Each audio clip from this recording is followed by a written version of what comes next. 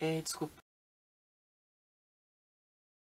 Com uma pesquisa sobre a família imperial, onde é feita uma análise com os restos mortais de Dom Pedro I, de Leopoldina e de Amélia. Para quem não sabe, Leopoldina foi a primeira mulher de Dom Pedro e Amélia foi a segunda.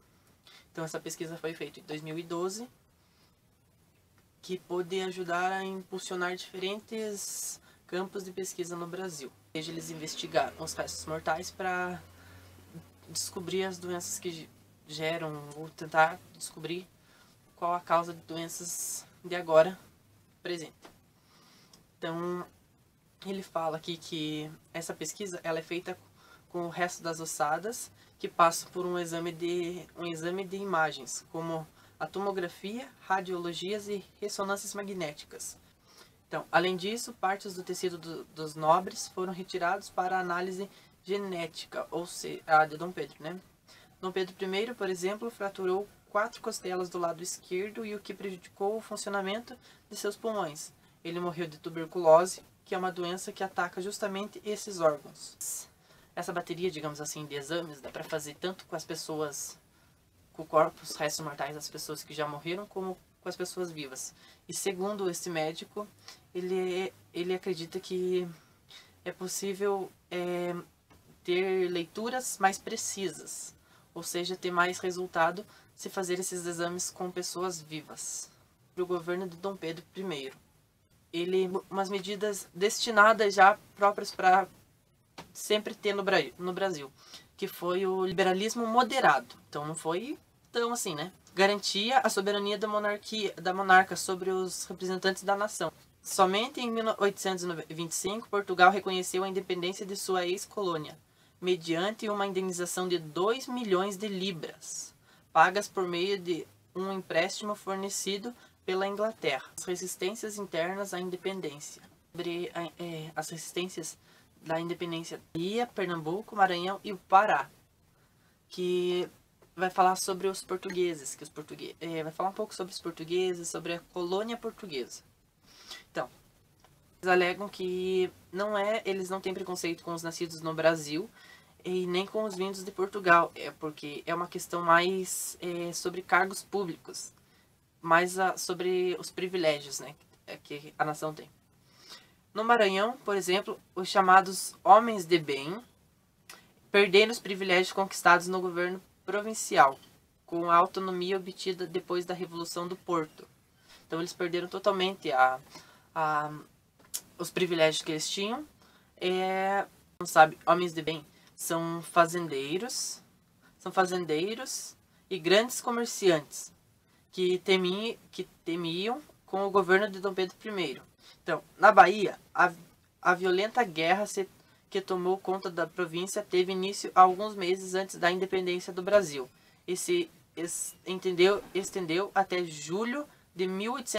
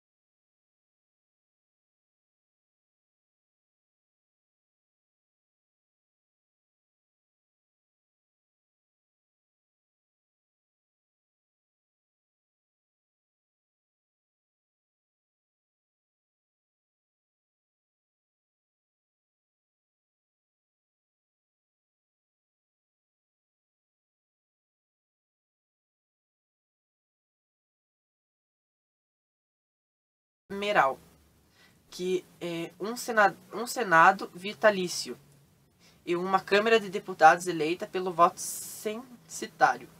O sistema de voto era indireto, dividido em 2 momentos. Então, acho que na primeira fase elegia o presidente e na segunda era o deputado e senador. Então, só existia a religião católica. Não poderia existir outro tipo de religião e, se existisse, teria que ser no ambiente de casa. A Constituição de 1824 vigorou até o final do Império, ao mesmo tempo que mantinha em linhas gerais as influências do liberalismo.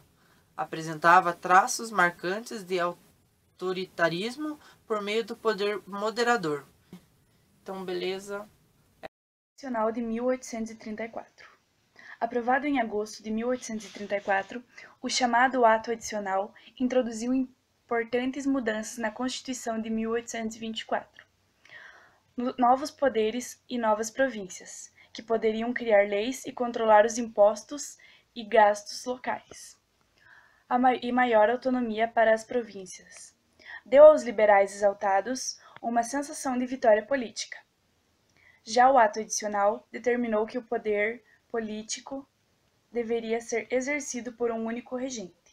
O ato adicional de 1834 originou uma divisão política no grupo dos liberais moderados. Eles separaram-se em progressistas, regressistas, liberais e conservadores.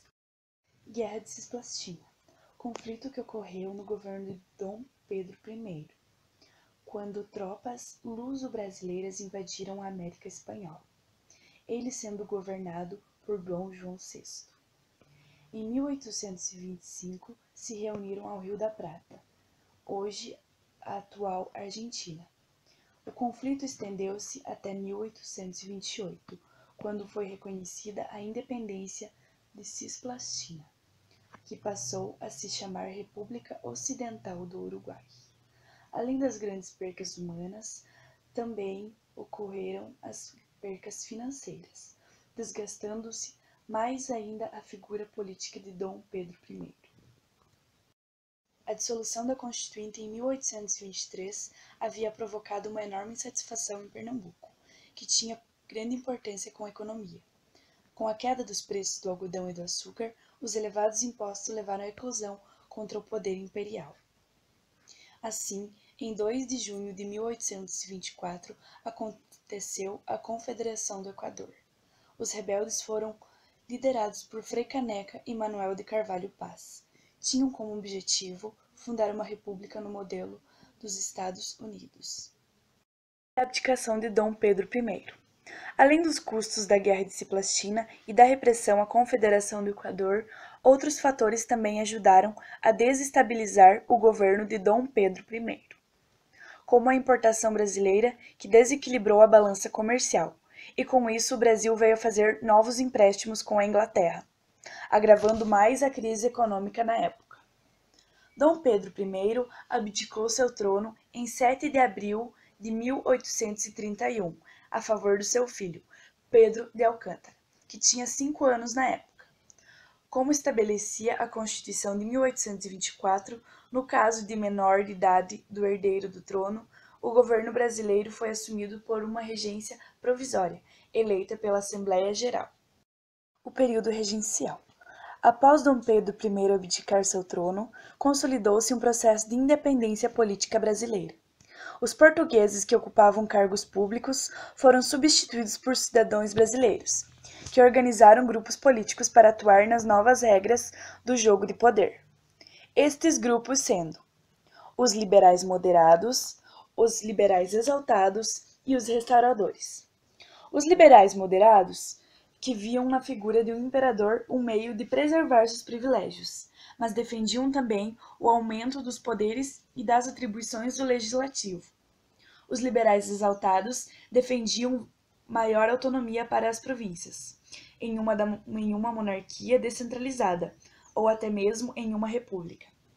Os restauradores, grupo de conservadores composto de burocratas e grandes comerciantes burgueses, pretendiam reconduzir Dom Pedro I ao trono. 1. O padre Diogo Antônio Feijó foi eleito em 1835. Ele enfrentou forte oposição dos regressistas, líderes políticos que passaram a exigir concessões ao legislativo. O desgaste entre o executivo e o legislativo agravou-se mais em 1837, quando a eleição para o legislativo resultou na vitória dos regressistas. No mesmo ano, Feijó renunciou ao cargo, e o poder executivo foi assumido por Pedro de Araújo Lima. O Ato Adicional de 1834 e o Código do Processo Criminal, considerados pelos regressistas e os responsáveis pela anarquia, sofreram sérias modificações.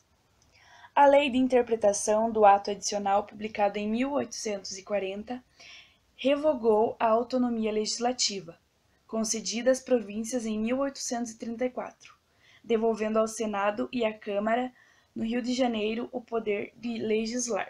As revoltas regenciais. Foi durante o período regencial que o governo central foi contestado por revoltas em diversas províncias, e entre os movimentos ocorridos estão as rusgas cuiabanas, a cabanagem e a revolta dos malês. Os pontos fortes desses movimentos são as contradições da sociedade brasileira que eles expressavam e pela repercussão social e política no Estado. Então, as rusgas cuiabanas aconteceram no Mato Grosso em 1834, que é quando, desde o período colonial, a província do Mato Grosso era dominada por um grupo de comerciantes e fazendeiros portugueses, que eram conhecidos por bicudos. E depois da independência, essa situação não mudou e ela provocou uma reação da elite de Cuiabá que reivindicava maior autonomia e espaço na política local. Para acalmar os ânimos, o Conselho do Governo nomeou João Pupino Caldas, que tinha grande influência no grupo liberal, como vice-presidente da província. Mas a ala radical dos liberais ainda não se contentou.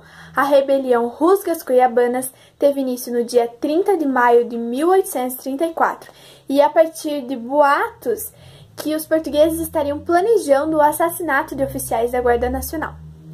Pupino colaborou no início com os revoltosos, mas depois essa situação saiu do seu controle e ele pediu ajuda para o governo do Rio de Janeiro. Mas em setembro, Antônio Pedro de Alencastro assumiu a presidência da província.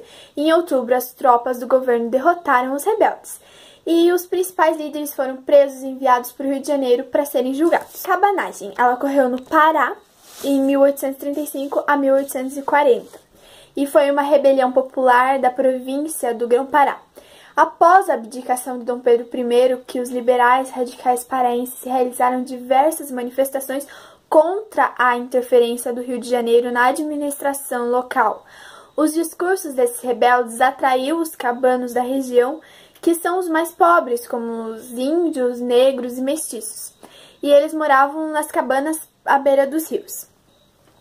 Em 1835, os revoltosos ocuparam a cidade de Belém, executaram o governador da província e começaram a emergir lideranças populares, que mobilizaram as camadas marginalizadas e impulsionaram a radicalização do movimento. O governo regencial enviou então tropas, mas não conseguiram reprimir os sublevados e um dos líderes rebeldes, Félix Antônio Malcher, assumiu o governo. Aconteceram conflitos internos que enfraqueceram os cabanos e que abandonaram o processo revolucionário.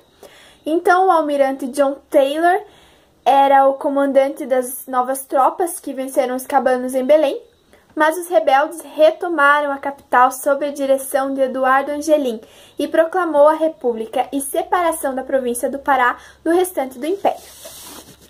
Mas o governo de Angelim assumiu um papel popular e revolucionário, só que como estavam isolados das demais províncias, a República dos Cabanos não resistiu aos sucessivos ataques das tropas do governo central e chegou ao fim em 1839.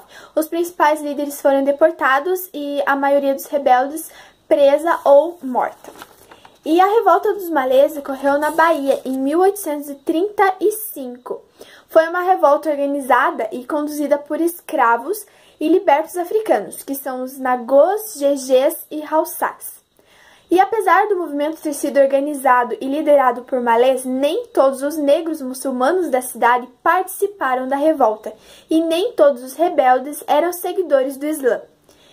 Mas o levante estava previsto para o dia 25 de janeiro, só que uma escrava liberta já preveniu as autoridades, e ao serem derrotados eles fugiram para a região do Recôncavo Baiano, onde foram submetidos a severas punições, como torturas, açoites, deportações e até execuções.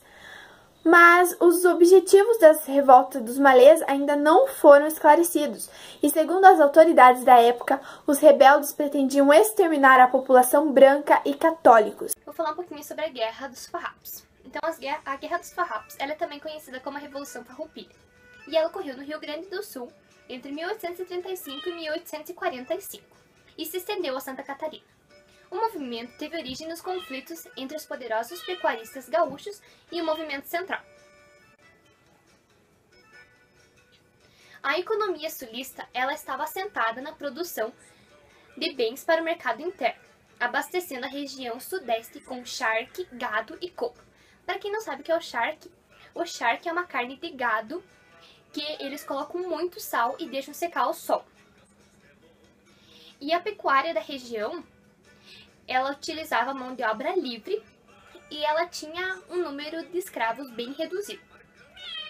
Os estancieiros, que eram as pessoas que têm terras no Rio Grande do Sul, são gaúchos e eles estavam descontentes com os altos impostos cobrados sobre o charque, pois desses encareciam o produto e favorecia a concorrência dos artigos argentinos e uruguaios.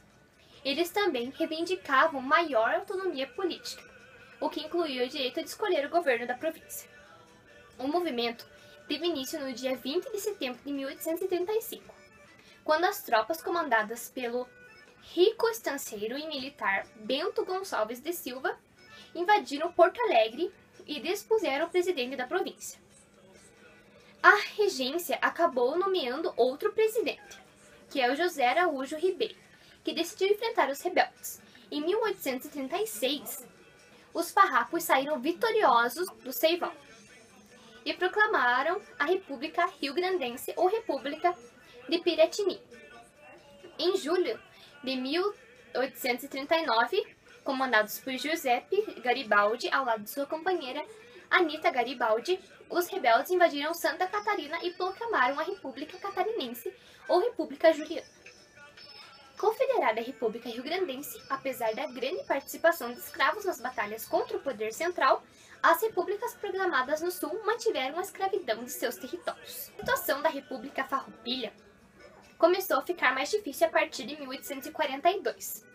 Quando o governo imperial nomeou Luiz Alves de Lima e Silva, futuro Duque de Caxias, para presidente da então província de São Pedro do Rio Grande do Sul.